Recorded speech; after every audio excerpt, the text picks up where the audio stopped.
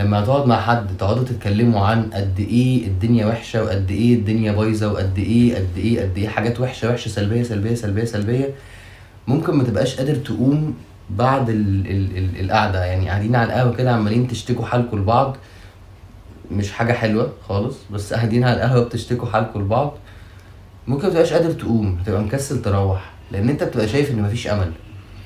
بس لو الكلام كان في سياق مختلف، في سياق طاقة إيجابية، في سياق إن إحنا في فرصة إن إحنا نعمل، في فرصة في فرصة في فرصة، لأن كل مشكلة بتخلق فرص، كل مشكلة بتخلق فرص، فرص لناس كتير إنها تشتغل، إنها تبني، إنها تعمل، إنها تتعلم، إنها تستثمر.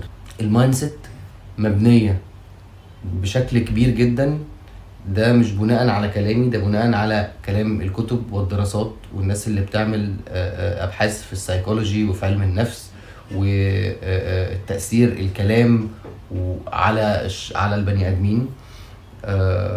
وفي نظرية اسمها برايمنج، بس برايمنج دي نظرية كبيرة قوي. تأثير الكلام على البني ادمين ممكن يخليك تعمل حاجة بشكل لا واعي.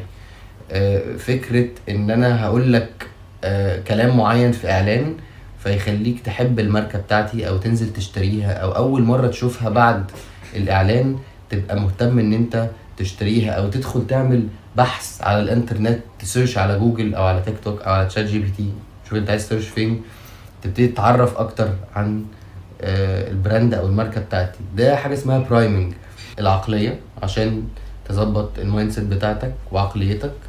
ابعد عن الكلام السلبي، يعني جرب الخلطة السرية او الخلطة السحرية انك تبعد عن الكلام السلبي لمدة اسبوع او اسبوعين، شهر، وحياتك هتتغير 100%. لو كلامك كله ايجابي بينك وبين نفسك، وبتيجي عند الكلام الوحش والعفاريت بتعمل فيها ايه يا جميلة؟ بتغيرها بايه؟ بالكلام الحلو. تغير الكلام الوحش او الكلام السلبي بالكلام الايجابي، الكلام الحلو. وكلامك مع الناس يكون كمان ايجابي مش سلبي. وقف الشكوى.